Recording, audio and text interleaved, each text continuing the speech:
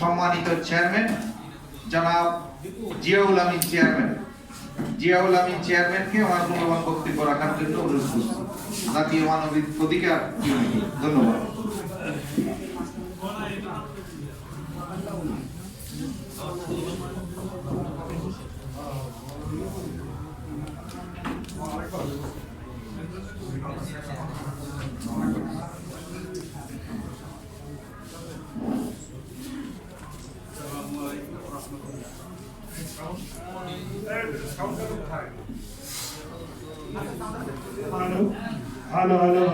মুখের কাছে নেন, মুখের কাছে নেন, মুখের কাছে সরিয়ে নেন।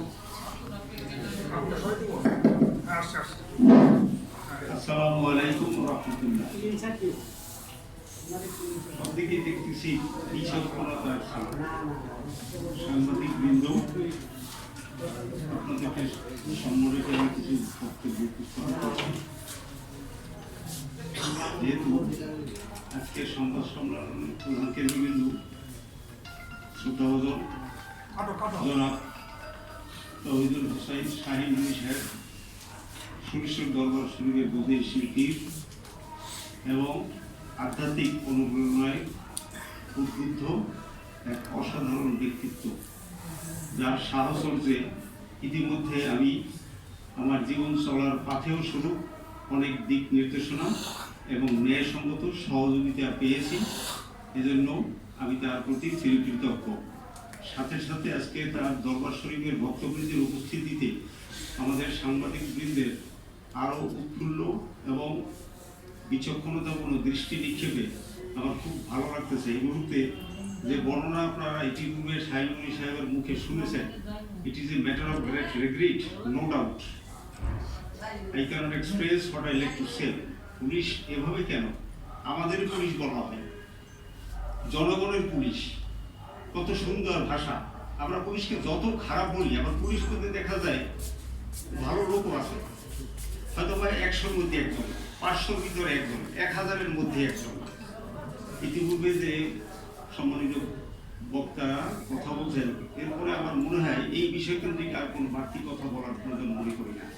তারপরেও আজকের এখানে উপস্থিত হয়েছি, একটু কথা পিছনে ঘুরেই নিই। আমার সাথে পাল্লাতে ছিল মানবাধিকার কমিশনের সাবেক চেয়ারম্যান অধ্যাপক মিজানুর রহমান সাহেব, জাতীয় মানবাধিকার কমিশনের চেয়ারম্যান ছিলেন। ওনার আত্মীয় এডিশনাল এসপি আলিফউদ্দিন, তাকে আমার বাসায় তদন্তের নামে হামলা করাই। এটা 2020 সালে, আমি কিছু জানি না। এটা আমার বাসায় নাকি বস্তা ভরা টাকা ছিল। আমি যেহেতু একটু আগে বললাম যে সুরেশ্বর দরবার শরীফের সাথে যারা রিলেটেড, তারা কোনো অন্যায় কাজে প্রবৃত্ত হইতে পারে না। আমি ওখানকার কিছু গুরুত্বসব বৈশিষ্ট্য এখানে এক্সপ্লেইন করতে চাই না। যারা ওই দরবারের সাথে আসলেই সংযুক্ত হয়েছেন ইতিমধ্যে, তারা ওই দরবারের তাত্ত্বিক বিষয় কিছু অনুধাবন করতে পারছেন এবং নিজেদের জীবনের একটা ব্রাইটনেস তৈরি করতে পারছেন আমার মনে হয়। আমি ক্ষুদ্র মানুষ, যাই হোক, সেই আলিফউদ্দিনের ব্যাপারে আইনি প্রক্রিয়ায় পদক্ষেপ নেওয়ায় আজকে সেই আলিফউদ্দিন কাশিমপুর কারাগারের সেলের ভিতরে আছে। আন্তর্জাতিক অফার ট্রাইব্যুনালে আমি তার বিরুদ্ধে অভিযোগ দিয়েছি। সংশ্লিষ্ট ঊর্ধ্বতন কর্তৃপক্ষকেও আমি লিখিত অভিযোগগুলো অবহিত করেছি।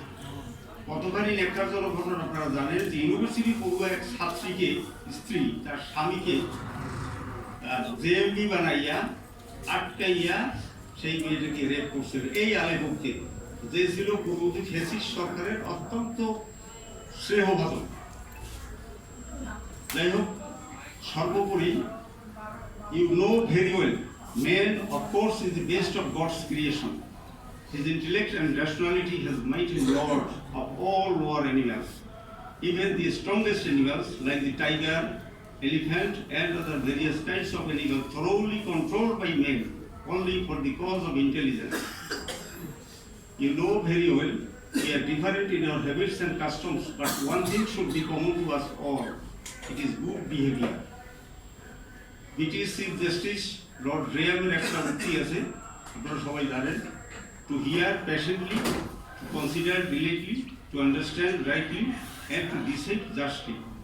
ইতিমধ্যে আপনারা যে ভিকটিম জনাব শাহিদুল সাহেবের মৌখিক স্পষ্টতার কথাগুলো শুনছেন, আশা করি হৃদয়ঙ্গম হয়েছে, অনুধাবন করছেন এবং অ্যাকর্ডিং টু ল তাকে প্রসিড হওয়ার জন্য আপনাদের যে the pen is mightier than the source এর উপর ভিত্তি করিয়া আপনাদের ঐকান্তিক প্রচেষ্টায় প্রচার ও প্রকাশ ও প্রচারণার মাধ্যমে যাতে প্রকৃত অপরাধী যে জয়নাল মার্ডারের যে প্রকৃত অপরাধী শাহিনুল সাহেব নিজেও বলেছেন যে আমিও চাই যে প্রকৃত অপরাধী বেরিয়ে আসুক, কতখানি মনের জোর থাকলে এই কথাটা তার মুখ থেকে প্রকাশ পায়।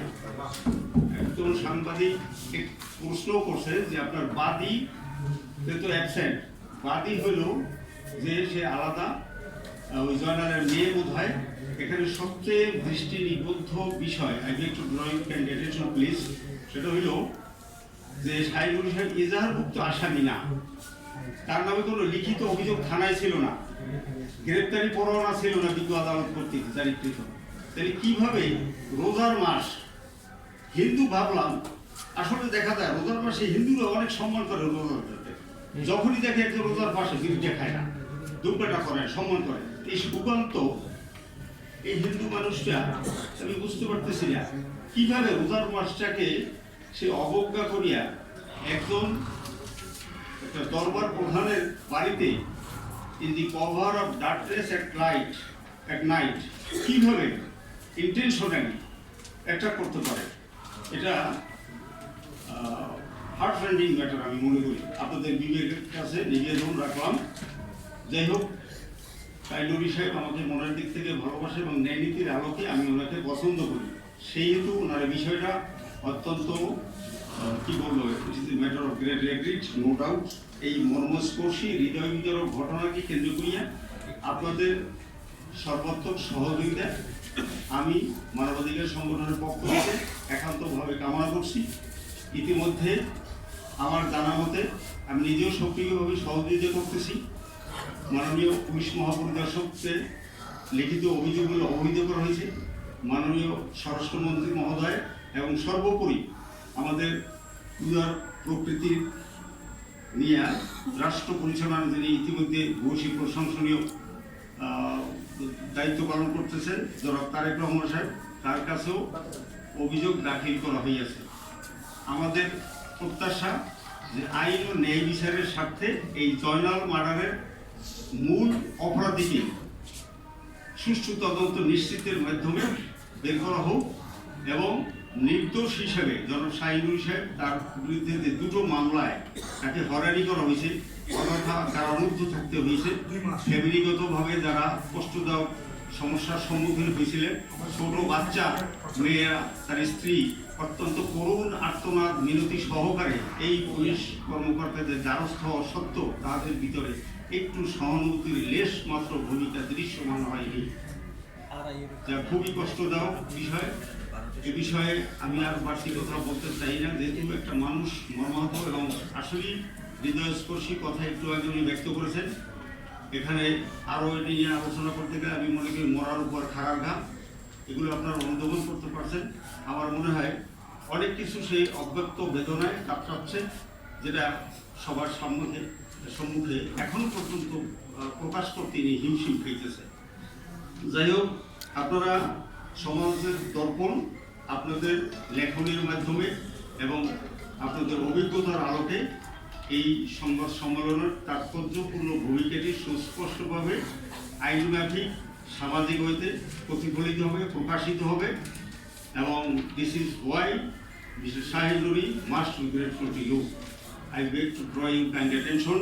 এই মুহূর্তে আমি আর বাড়তি কোনো কথা বলতে চাই না। আপনাদের সাথে যে সম্মিলিতভাবে এখানে উপস্থিত হইতে পারছি এবং দুটো সত্য কথা বলার জন্য মনস্পৃহা ব্যক্ত করছি, এটাও আমার আসল সময়ে নাজাতের উচিল হইতে পারে। Thank you. এই পর্যায়ে একটু আলোচনা নিয়ে আসবেন মাওলানা ইমরান হোসেন, মুন্সিগঞ্জ জেলা।